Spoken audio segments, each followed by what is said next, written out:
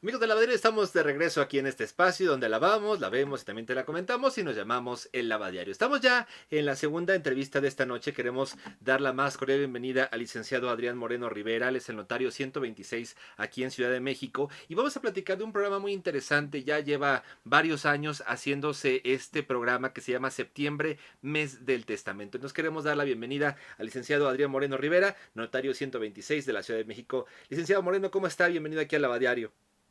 Adrián, qué gusto saludarte, igual a tu público. Pues con el gusto de estar con ustedes y poder compartir este tema, que es un tema, creo yo, que debemos de ir evolucionando, ¿no? Claro. Quitar esta idea tabú en donde entendemos que el testamento es un boleto a la muerte y que el mismo se otorga en los últimos días de vida. Que justo es lo que busca, ¿no? Esos programas es fomentar el otorgamiento del testamento, que además es un instrumento que nos debe servir para dar certeza y seguridad jurídica y tranquilidad a las personas. Pues la verdad es que nos gustaría pues ir avanzando y desde las preguntas más básicas porque luego son como las que damos por hecho y luego hay como ese desconocimiento de muchas cosas. ¿Cómo podríamos definir un testamento, licenciado? El testamento es el acto jurídico unilateral por el medio del cual una persona capaz dispone de todos sus bienes, derechos y acciones para después de su muerte y reconoce deberes para su cumplimiento, insisto, con posterioridad a la muerte, ¿no? Entonces, el testamento, ¿qué es lo que me permite? En palabras más coloquiales, pues fijar las reglas que voy a seguir al momento en que falte yo, ¿no? Ok. ¿A qué reglas me refiero? Pues cómo vamos a hacer la distribución de los bienes, a quién le va a corresponder qué bien. Recordemos que el testamento nos permite diferentes instituciones, por ejemplo, el legado y la herencia. El legado es un bien en específico a una persona en específico, de tal manera que yo podría repartir los bienes de los que tengo conocimiento, que son propios al momento de otorgar el testamento, y lo demás lo podría designar para mis herederos, por ejemplo, ¿no? Entonces, recordemos que el testamento, en la propia definición, es un acto jurídico personalísimo, que quiere decir que solo lo puede otorgar la persona directamente. ¿Qué implica esto? Que no se puede otorgar por representante. Necesariamente, la persona que quiere otorgar testamento deberá comparecer ante el notario de su confianza a poder hacer el otorgamiento del instrumento correspondiente. Es revocable. ¿Qué implica esto? Que si mi disposición cambia porque yo así lo determino, puedo otorgar un nuevo testamento cada vez que así lo determine. Y recordamos que el testamento posterior, por regla general, deja sin efectos al testamento anterior, ¿no? Y es libre. ¿Por qué? Porque yo dispongo con absoluta voluntad lo que yo quiero que se haga para después de mi muerte, siempre, por supuesto, dentro de los parámetros de la ley, ¿no? De tal manera que no debo estar coaccionado. Esto implica que no hay una presión externa que me obligue a tomar tal o cual determinación al momento de otorgar mi testamento. No sé si me doy a entender. Claro que sí, licenciado. Aquí otra pregunta, ¿quién debe de hacer un testamento? Porque a lo mejor dices, sí, Scoli, yo no tengo las grandes propiedades, o a lo mejor no tengo ninguna propiedad, nada más tengo a lo mejor, pues no sé, algunos aparatos electrónicos, no tengo, pues a lo mejor un vehículo o algún bien inmueble. ¿Quiénes deberían de ser los que ya tienen así como grandes cosas que pueden heredar o cualquier persona tiene que hacer un testamento? Pues mira, mi estimado Adrián, básicamente a partir de los 16 años podemos otorgar testamento conforme al Código Civil para la Ciudad de México. Entonces, ¿quién debe? Pues todos. Al final del día es un muy buen ejercicio empezar a otorgar testamento joven, ¿no? Y no esperarme a tener tal o cual bien. Es un poco como, ¿qué momento es bueno para casarse o qué momento es bueno para tener hijos, ¿no? Si digo, híjole, antes de casarme, pues necesito tener una casa. Ok, y un coche, pues entonces a lo mejor nunca me voy a casar porque la casa de mis sueños no la voy a tener al momento de casarme, ¿no? Y Claro. ya casado, ¿cuándo puedo tener hijos? Pues cuando haya viajado por todo el mundo, híjole, y si nunca ocurre, pues entonces tampoco tuve hijos. Un poco el testamento es lo mismo. Es importante otorgarlo cuando uno está en plenitud. Y plenitud, pues por supuesto que los 16 me parece, está bien que esté, pero pues a partir de los 20, 30, 40, 50, 60, es la edad óptima, ¿no? Donde estamos plenos. Justo lo que te comentaba al principio, no esperarnos a esos momentos trágicos de película, ¿no? Donde estoy con el notario, donde está el médico, donde está el cura. Claro. Justo ese no es el momento para otorgar testamento.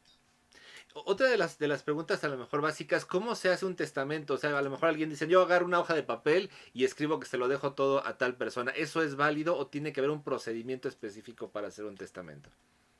No, fíjate, estimado Adrián, que a partir del 23 de julio de 2012 se dejan solo ciertos testamentos, ¿no? Ya solo el Código Civil reconoce el testamento público abierto, que es el testamento que se otorga ante notario, y el testamento otorgado en país extranjero. Son los dos testamentos que reconoce, lo cual no implica que si alguien otorgó testamento con anterioridad a esta fecha, los mismos pierdan vigencia. De tal manera que si alguien otorgó un testamento público simplificado antes del 23 de julio de 2012, será válido, ¿vale? Entonces, ¿qué es lo que tengo que hacer? Primero, pues la voluntad de otorgar testamento, ¿no? Porque como te comentaba, tiene que ser libre. Muy bien. Entonces, comparezco ante el notario y básicamente lo que necesito va a ser, pues, mi credencial para votar o mi pasaporte para poder identificarme. Tener una cita con el notario de confianza de cada uno para poder platicarle la idea que tengo. Recordemos que no todo lo que yo pueda querer o pueda pensar se va a poder llevar a cabo, ¿no? Un poquito esas historias, ya sabes, muy comunes en el que yo digo, le dejo todo a mi hija o a mi esposa siempre y cuando no se case o siempre y cuando se divorcie. Pues eso no se puede, ¿no? Porque mi voluntad no puede ir encaminada a esto. O le dejo los bienes a mi esposa siempre y cuando se los venda a mi amigo Juan. Pues tampoco se puede, porque una vez que entra el patrimonio de mi esposa, ya los bienes son de ella. Ella determinará libremente qué hace o no qué hace con ellos, ¿no?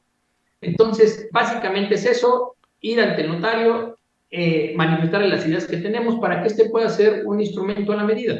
Ahora sí que el testamento, pues es un traje a la medida. Cada testamento es diferente porque cada cabeza es diferente, porque cada situación es diferente de cada una de las personas. En el caso, por ejemplo, que nos comentaba por ejemplo, la persona de 18 años, 20 años, que a lo mejor va a empezar a construir su patrimonio, va a empezar a ahorrar, ¿cómo lo tendría que dejar? ¿Dejo todo a tal persona o tienes que especificar si llego a tener una casa, va a ser para tal persona? ¿Cómo se maneja esto? Pues mira, si hacemos una designación exclusivamente de herederos, pues lo primero sería preguntarle a la persona que inicia en su vida de generación patrimonial si en algún momento le interesaría tener o no tener hijos. Si la respuesta es sí, pues lo más probable es que pongamos que designa como herederos de todos sus bienes, derechos y acciones a la descendencia en primer grado que llegase a tener. Okay. Entonces ahí ya cubrimos un primer supuesto. Si te fijas, no tenemos nombres específicos porque la descendencia no existe a ese momento, ni siquiera ha sido procreada, ¿no? Entonces ni siquiera la estamos esperando, pero ya dijimos un supuesto general que es fácil determinar. ¿Por qué? Porque cuando la persona fallezca, si no cambió su testamento, lo que tendremos que hacer es acreditar el entroncamiento con las actas de nacimiento. Entonces me dirán, ¿quiénes son sus sucesores? La descendencia en primer lugar que llegase a tener. ¿Cuántos hijos tuvo? Pues 5, pues se comparezcan los 5, ¿no? Ahora bien, en ese mismo sentido podemos decir, oye, y si no tuvieses hijos o tus hijos no quisieran, no pudieran, por alguna razón, ¿a quién podrías dejar? Bueno, a lo mejor podemos prever que se deje a su vez a los nietos. ¿Sí me doy a entender? O sea, podemos, con el testamento podemos prever prácticamente cualquier supuesto. En este caso también, por ejemplo, se puede heredar a alguna institución benéfica, porque hemos sabido, ¿no? Que incluso hay gente pues muy excéntrica que se lo deja todo al perro, o se lo deja. ¿Eso es posible? ¿Eso realmente jurídicamente es posible? Mira, mi estimado Adrián, por lo menos en derecho positivo mexicano directamente al perro no. ¿Por qué? Porque el perro no tiene personalidad jurídica y por ende no es una persona. Entonces, al no tener personalidad jurídica, pues no tiene ninguno de los atributos de la personalidad, como entre otros son capacidad. Entonces no tiene capacidad ni de goce ni de ejercicio, entonces no puede recibir los bienes per se. Pero sí lo puedo dejar a Patitas Unidas, Asociación Civil, ¿no? A una institución de asistencia privada, por supuesto que puedo, ¿no? E inclusive en mi propio testamento puedo establecer la obligación de constituir una fundación. ¿Con qué? Con el patrimonio que forma mi masa hereditaria. En este caso, ¿qué se necesita para hacer? Ahorita nos comentaba que, bueno, a lo mejor alguien que está construyendo su patrimonio dice, bueno, si llego a tener tales bienes, pues los puedo dejar a mi descendencia o a algún otro familiar.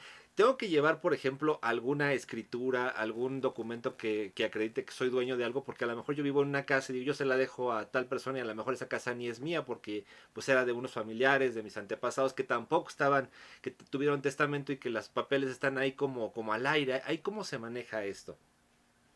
Pues mira, Adrián, tenemos que saber el caso en concreto. Ujú, ¿Por qué? Porque si yo simplemente voy a designar herederos, ujú, es del todo, de qué, de lo que haya, en qué momento, en el momento en el que yo fallezca. ok. Entonces será en ese momento en el que tendremos que hacer el inicio de la sucesión, la aceptación de herencia, cargo de albacea, y ahora sí el albacea tendrá que hacer el inventario. Y es en el inventario donde vamos a ver cuáles son los bienes que conforman la masa hereditaria, y en ese mismo inventario tendremos que relacionar dentro de los documentos de importancia los títulos de propiedad. Ahora bien, si tú me dices, lo que quiero es dejar legados, Ujú, en ese sentido es un bien específico o unos bienes en específicos a una o más personas en específico. De tal manera que si yo quiero legar mi oficina ubicada en Goldsmith 116 a mi hija, pues lo óptimo es presentar el título. ¿Por qué? Primero, para poder tomar la descripción del bien de manera idéntica a como viene en el título de propiedad. Y segundo,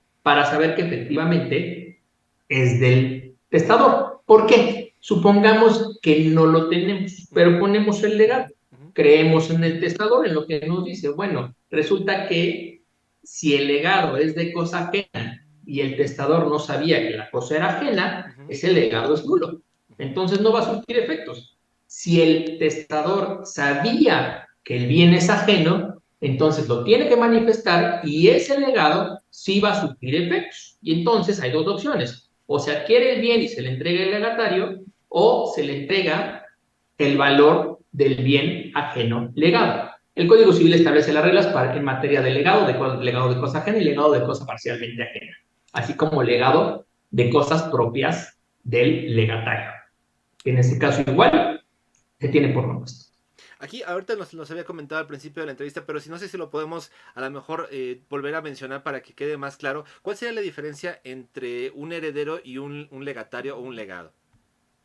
Ok, el heredero respecto de todo, Adrián. Ujú, Ajá, respecto de la universalidad o ok. de esta masa hereditaria que se genera, ¿no? Que era el patrimonio antes de la muerte. Ujú, Y el legatario es de un bien, uno o más bienes en específico. muy bien. Por regla general, el legatario no responderá de las deudas que se hayan generado por el autor de la sucesión. Los herederos sí, pero ¿con qué responden, Adrián? Responden con los bienes que conforman la masa hereditaria.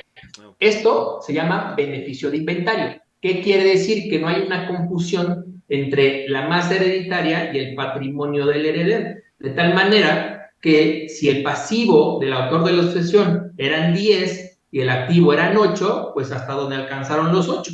El heredero no tiene que responder con sus propios bienes de esta deuda. En este caso, la persona que va a hacer ese testamento tiene que decir que esto es un legado o esto es una herencia o se tiene que establecer por otro método. Sí, el testador, Adrián, me indica si quiere instituir legados o simplemente quiere designar herederos. Mm. Pero esto es en razón, como te comentaba, de la entrevista que hagamos directamente, que tengamos con el notario, al cual le manifestemos la idea o qué es lo que queremos lograr, para que él nos pueda hacer un traje a la medida llamado testamento. En el caso nos hablaba de la figura del albacea, ¿cómo podremos definir a esta personalidad? Pues el albacea es un ejecutor, ¿no? Es un liquidador de esta masa hereditaria. El albacea va a ejecutar las disposiciones establecidas en el testamento o en su defecto va a hacer lo que dispone el Código Civil para poder liquidar esta masa hereditaria. Ahorita que nos comentaba precisamente al inicio de la entrevista de que, bueno, uno tiene que estar como en las facultades mentales, ¿qué impedimentos tendría, por ejemplo, te lo decía, pues a lo mejor una persona que nunca hizo testamento y ya está en una situación, pues, delicada de salud, a lo mejor en sus últimos momentos, ¿valdría ese testamento o tiene que ser, pues, que la persona esté como, o sea, cómo se evalúa esas facultades mentales? Pues mira, Adrián, el tema es que aquí la obligación es del notario. Ujú, La ley de notariado en el artículo 106 establece que la capacidad la determina uno libremente acorde a lo que uno percibe a través de los sentidos. Entonces, en esta situación, pues dependerá de cada caso en concreto, Adrián. ¿Por qué? Porque tal vez la persona esté muy enferma, pero si puede hacer un juicio de valor y por lo tanto puede hacer un discernimiento, lo más seguro es que sí le permita al notario el otorgamiento del testamento. Distinto es de aquella persona que está medicada y en razón del uso del medicamento, pues realmente no está consciente. Entonces, esta falta de conciencia, pues definitivamente no permitiría que se otorgue un testamento, ¿vale? De igual manera, Adrián, ojo, esto puede pasar a uno estando enfermo. ¿A qué me refiero? Supongamos que yo hago una cita con el notario de mi confianza para otorgar mi testamento, me voy a una comida y se me pasan los tragos. Bueno, pues como realmente en ese momento puedo otorgar testamento, pues la verdad es que no, porque no estoy en pleno uso de mi juicio. Claro. Y entonces el notario va a decir, oye Adrián, mejor regresa mañana, ¿no? ¿Por qué? Porque tengo que estar realmente consciente de la decisión que voy a tomar en ese momento. Se ha dado, ha conocido casos, por ejemplo, de gente mayor que a lo mejor vive sola y que de repente algún familiar se acerca con otra doble intención y decir, mira, yo te cuido, y con a lo mejor con engaños, con mentiras, dice, déjame a mí y yo le reparto a todos. O sea, tú no te preocupes, yo soy bien honesto, yo le voy a repartir a todos, y a la mera hora no pasa eso. ¿Se puede como impugnarle un testamento? O sea, los familiares que estaban como heredados dicen, oye, pues no era justo, ¿eso es válido o eso ya no es válido? Mira, la realidad es que no, porque al final del día, si el notario ante quien se otorgó el testamento determina que la persona es capaz, no está coaccionada, es decir, que va libre, pues esa es su disposición. Digo, al final del día es desafortunado, sí, pero si te fijas, estimado Ariel, viene de una situación muy desafortunada que es el abandono. No, porque como me lo comentas, pues sí, esta persona tal vez abusa, pues sí, te diría sí y no, porque si efectivamente la cuidó, pues ¿qué le hacemos, no? ¿Por qué los hijos, por qué los nietos no la cuidaron? Pues no lo cuidaron. Entonces aquí más bien, más allá del testamento, es esta situación de abandono. Cómo la persona cayó en un abandono, lo cual es muy desafortunado. En el caso, pero si el testamento, ajá, perdón, sí, adelante, sí, perdón. Sí, claro que sí, no, adelante. adelante, por favor, dime. Sí, ahí en este caso entonces una persona que dice, para mí no es justo, no sería válido o no habría jurídicamente una acción que se pueda como decir, a ver, hay una revisión de testamentos o no sería jurídicamente válido. Pues no, porque al final del día el testamento otorgado ante notario, justo hay un profesional del derecho, que es el notario, que determina si la persona es capaz o no es capaz y si viene o no viene libre. Por lo tanto, no está coaccionado. Entonces, en este sentido, el testamento debería ser perfectamente válido, salvo que estemos en una situación de obligaciones alimentarias. En ese caso sí, ¿no? Porque ahí sí, si yo le dejo un tercero, pero no cumplo con mis obligaciones alimentarias, sí habrá una disminución. ¿Para qué? Para que se puedan cumplir con estas obligaciones alimentarias. Pero ya por un mero capricho, digamos, de la persona que considera que no es justa, porque yo soy el primogénito y la madre debe dejarme a mí por eso, pues no. No es, digo, ya sabes, como todo en la vida, se puede intentar impugnar, pero es difícil que proceda, sobre todo si el notario realizó su labor, como seguramente lo hizo de manera correcta y conforme a la ley. En el caso, por ejemplo, ahorita ya hay una mayor cultura, pero hay a lo mejor mucha gente que no tuvo esta precaución de hacer un testamento y desafortunadamente pues se pierde la vida. ¿Qué pasa en esos casos cuando no hay un testamento y pues hay muchos interesados en esos bienes?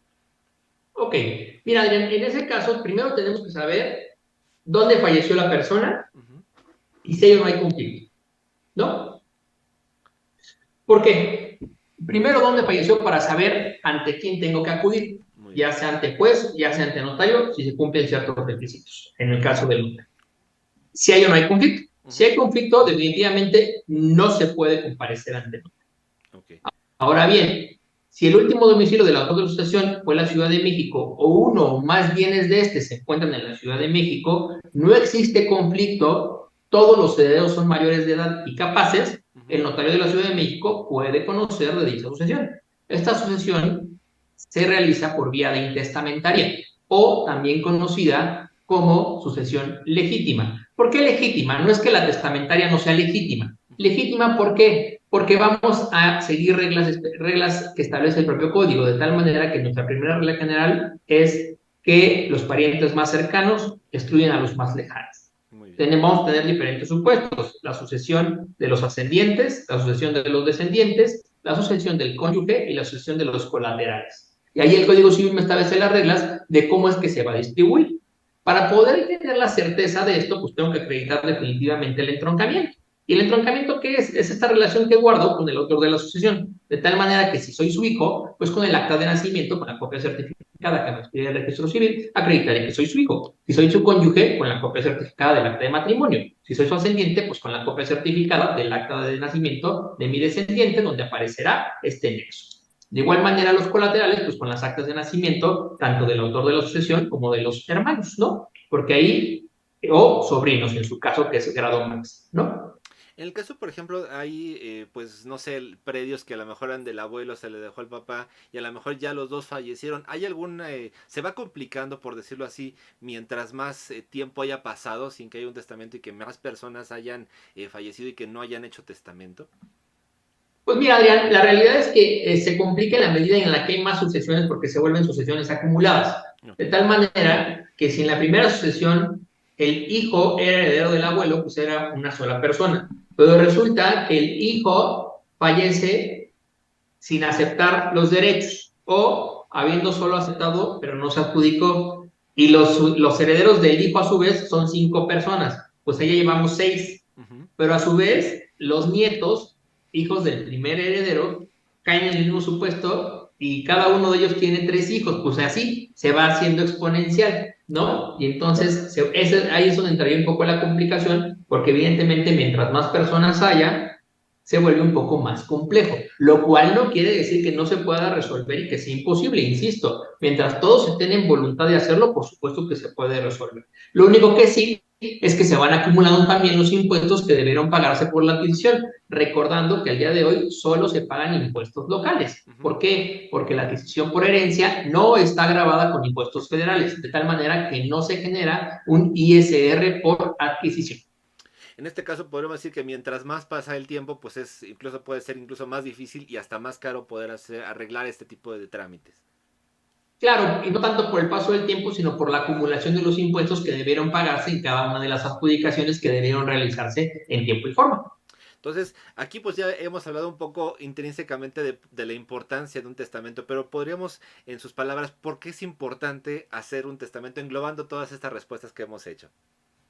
Pues primero para darme tranquilidad. Yo creo que lo más importante, Adrián, Ujú. es que el testador tenga la certeza de que al momento de que llegue su momento, valga la redundancia, él esté tranquilo y que puso las reglas adecuadas, ¿no? Que lo que se deja es un extra. A veces las personas nos llegan un poco con este sentimiento de culpa y creo que es algo que debemos eliminar. Al final del día, lo que uno produce, lo que uno trabaja, pues tiene la libertad de poder disponer a quién se lo quiero dejar y cómo se lo quiera dejar, ¿no? Entonces, ¿por qué es bueno? Pues por muchas razones. Me va a dar tranquilidad, sé cómo se van a distribuir mis bienes, con qué porcentajes o a quién. Ujú. Voy a designar una albacea, ¿no? Y el testamento además es revocable, ¿no? ¿Qué implica esto, Adrián? Que cada vez que yo quiera cambiar mi voluntad, otorgo un nuevo testamento. Y el nuevo testamento deja sin efectos al anterior. Y no solo eso, el testamento va a surtir efectos plenos al momento de la muerte, de tal manera que no genero ninguna obligación para con las personas que he designado como heredero legatario. ¿A qué me refiero? Si yo hoy otorgo testamento y dejo como única y universal heredera de todos mis bienes a mi esposa, Ujú. pues no implica que mi coche lo pueda vender. Entonces, oye, Adrián, te vendo mi coche. Claro que sí. ¿En cuánto? No, pues en 50,000 pesos. Pues, ¿cómo es? Pues, Ujú. no puede llegar mi esposa y decir, oye, pero yo soy la heredera. ¿Cómo lo vendiste sin mi consentimiento? Pues porque no tienes ningún derecho. Claro. Tu derecho se genera al momento en que yo fallezca. Y ahí sí tienes un derecho. No sé si me voy a entender. Sí, en este caso me surge la pregunta, yo tengo que avisar, bueno, ya hice mi testamento, le tengo que avisar a la persona, tú vas a ser el heredero, porque a lo mejor pasa, ¿no? Que yo hice mi testamento y lo dejé en secreto, por decirlo así, ¿no? Nunca le avisé a alguien. Entonces, ¿cómo se van a enterar los familiares que hay un testamento? A lo mejor ni saben, ¿no? En este caso.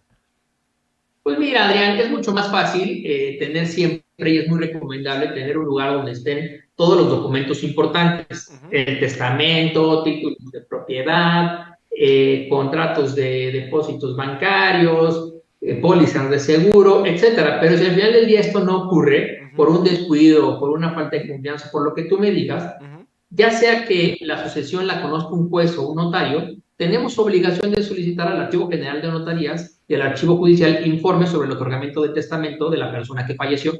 Ok. El Archivo General de Notarías y el Archivo Judicial me van a dar esos avisos. A su vez, el Archivo General de Notarías me da el informe que expide el Registro Nacional de Testamentos. De tal manera que podemos tener la información de cuál fue el último testamento que efectivamente otorgó el autor de la sucesión. O inclusive, podríamos iniciar la sucesión como intestamentaria por desconocimiento del otorgamiento de un testamento, ya sea ante juez, ya sea ante notario, y cuando el notario o el juez pidan estos informes, darse cuenta que hay un testamento, se lo comunicarán a las personas que pretendieron o que quieren que sea el trámite. ¿Para qué? Para que soliciten un testimonio en su orden, ya sea el notario, ya sea el Archivo General de Notarías, depende quién tenga el instrumento público en ese momento. Pues es realmente muy interesante conocer todos estos términos y sobre todo pues estas condiciones que generan. ¿Cuál sería la importancia de hacerlo en el testamento en esta temporada, en septiembre, mes del testamento? Pues mira, Adrián, lo padre es que en esta idea que tiene la autoridad, que tiene el propio colegio de notarios, pues es promover el testamento. Entonces nos sale económico, ¿no? Un poco más económico. Entonces el costo total es de 3,500 pesos Ujú. y pues está padre, ¿no? Eso me parece que es interesante, es un buen momento hasta para experimentar, ¿no? De voy a hacer testamento y sé que no voy a morir saliendo de la oficina, Claro. ¿no? Ajá. Este costo de 3,500 pesos es generalizado o no sea que a lo mejor en tal estado es más caro o si voy directamente a la notaría me sale más caro o si voy a una oficina, por ejemplo, del colegio de notarios es otro precio, o sea, es estandarizado. En la Ciudad de México ese es el precio general. Todas las notarías vamos a cobrar 3,500 pesos en el otorgamiento del testamento dentro de la oficina. Si el testamento se otorga fuera de la oficina, podría llegar a incrementarse un poco el costo porque implica que el notario se traslade de su oficina al domicilio de la persona que va a otorgar testamento. Pero eso es algo que tendrán que confirmar directamente con su notario. Insisto, el precio general es de 3,500 pesos. Entonces, ese es un costo generalizado. ¿Hay algún tipo de descuento, no sé, a lo mejor las personas adultas mayores que tengan a lo mejor alguna facilidad para hacerlo más económico? Claro, Adrián, fue justo la autoridad, en conjunto con el Colegio de Notarios, siempre están estos programas de testamentos de adulto mayor que tienen un costo muy reducido y también hay algún programa que se llama Ferias del Bienestar, donde también es para un sector determinado, que todo esto está en la página de la autoridad y también tienen un beneficio de un costo mínimo. Entonces, pero ese está todo el año. Ahorita en septiembre es un descuento generalizado sin importar la edad Ujú. y lo que busca, insisto, es poder fomentar esta cultura de sí otorgar testamento sin ningún miedo, insisto, ¿no? Quitar ese tema tabú de es un boleto a la muerte, no estoy viejo para otorgarlo, no estoy enfermo para otorgarlo, pues qué bueno, justo por eso es buen momento para otorgarlo, porque estoy en pleno uso de mis capacidades y sin ninguna presión. Entonces, la invitación sería pues que aprovechen este mes de testamento de septiembre para hacerlo, para que sea el costo generalizado, puesto que ya si es en otro mes, por decir a partir de octubre, por decirlo así, ya puede ser otro costo y también, por lo que entiendo, los diversos estados de la República pueden tener costos distintos. Así es, Adrián. En el caso, por ejemplo, para acudir con usted, licenciado Adrián Moreno Rivera, notario 126 de Ciudad de México, ¿cómo se pueden poner en contacto con usted? O si es a lo mejor otras personas que viven lejos de, o en qué zona en la que usted se encuentre, pues se pueden poner en contacto para conocer otra notaría. Pues miren, siempre están los teléfonos del Colegio de Notarios, que siempre está a sus órdenes para poder darles las ubicaciones más cercanas. Y si no, también que el teléfono del Colegio de Notarios es 5511-1819. El correo es colnot@colegiodenotarios.org.mx Uh -huh. y la página del colegio es www.colegiodenotarios.org.mx, ¿no? También si se meten a la página que dije hace un momento, van a ver en el directorio y en el directorio están dispuestos los datos de todos los notarios de la Ciudad de México y ahí pueden ver en qué demarcación se encuentra cada uno, sobre todo para acudir a aquel que les quede pues mucho más cercano, ¿no? Un poco es como el kinder, ¿no? ¿Cuál es el mejor kinder? Pues el que está más cerca de mi casa. Pues igual aquí, valdría la pena que revisen estos datos y vean qué notario les queda pues, cercano a su hogar. En el caso de mi oficina, está ubicada en Goldsmith 116, Colonia Polanco, demarcación Miguel Hidalgo, y pues por supuesto que está a sus órdenes y a las de todos tus espectadores. Pues muchísimas gracias, licenciado Adrián Moreno Rivera, notario 126 de la Ciudad de México. Pues aprovechando la pregunta, ¿qué otros trámites nos puede ayudar el notario? Sabemos que ahorita pues es el testamento, pero ¿qué otros servicios podemos acercarnos al notario? Pues mira, Adrián, el notario hace muchos tipos de instrumentos, hacemos escrituras y hacemos actas, ¿vale? Entonces, pues comunes son los testamentos, cuando adquieres una casa, si vas a obtener un crédito hipotecario, pues se hace en escritura pública, las cancelaciones de hipoteca una vez que he pagado el crédito, que esto es importante, Adrián, porque a veces pensamos que al ya tener pagado el crédito, pues ya la cancelación es implícita. Lo cierto es que la hipoteca registralmente se va a seguir reportando hasta que el acreedor firme un instrumento de cancelación de hipoteca y ese instrumento se mande a inscribir al registro público de la propiedad. Esto es bien importante porque a veces nos pasa que llega la persona a vender y nos dice, oiga, licenciado, yo ya pagué. Ah, maravilloso, présteme su escritura de cancelación. No, pues nunca se ha hecho. Entonces corremos para poder hacer el instrumento. Y la realidad es que lo óptimo es que una vez que he pagado mi crédito, mi mutuo, pedir al acreedor que firme la escritura de cancelación de hipoteca.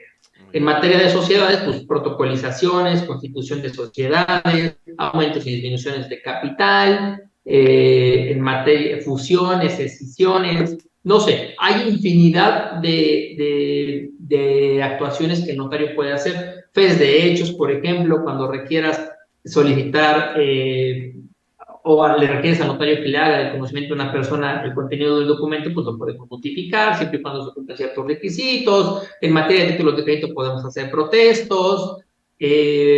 Pues básicamente el notario, recuerden que pues es un asesor especializado, entonces siempre tienen nuestras puertas abiertas y es de sumo interés para nosotros que sepan que estamos siempre cercanos a todos los prestatarios del servicio y que lo más importante pues son ustedes. Muchísimas gracias, licenciado Adrián Moreno. El teléfono de su notaría, la 126, ¿cómo nos podemos poner en contacto? Nos comentaba que está en la calle de Goldsmith 116, allá en Polanco. ¿Hay algún número telefónico o página de internet? El teléfono es 55 52 81 41 26. Ok, vamos a repetirlo, licenciado, si es tan amable. Claro que sí, es 55 52 81 41 26. Ahí es la notaría número 126 de Ciudad de México, que está a cargo del licenciado Adrián Moreno Rivera, que tuvimos el gusto de saludarlo aquí en el Lavadiario para hablar de septiembre, mes del testamento. Licenciado, muchísimas gracias por estar con nosotros aquí en el Lavadiario. Al contrario, gracias a ustedes, gracias por el espacio, gracias a todas las personas que nos están viendo y a los que nos lleguen después a ver. Y por favor recuerden, insisto, perdón que sea tan repetitivo, pero las oficinas de todas las notarías de la Ciudad de México están abiertas para ustedes. Es importante para nosotros que ustedes sepan, pues que cuentan con nosotros, que es un gusto para nosotros poder colaborar con toda la ciudadanía. Les prometo que pasamos 2 exámenes, uno de aspirante y uno de oposición, siempre con el afán de poder ejercer y con todo el cariño que eso implica y con todo el profesionalismo. Entonces, por favor, que sepan que pues el notario siempre es una gran herramienta, que siempre queremos jugar en su equipo y que ustedes reciban un servicio adecuado, ético y funcional. Pues ahí está esta invitación. Le queremos agradecer muchísimo, licenciado Adrián Moreno Rivera, notario 126 de Ciudad de México, por estar aquí con nosotros en el Lavadiario. Muchísimas gracias. Gracias a ti, Adrián, un gusto y por favor, saludos a todos. Muchísimas gracias. Continuamos con más aquí en este espacio, donde la vamos, la vemos y también te la comentamos. Vamos a un corte, regresamos.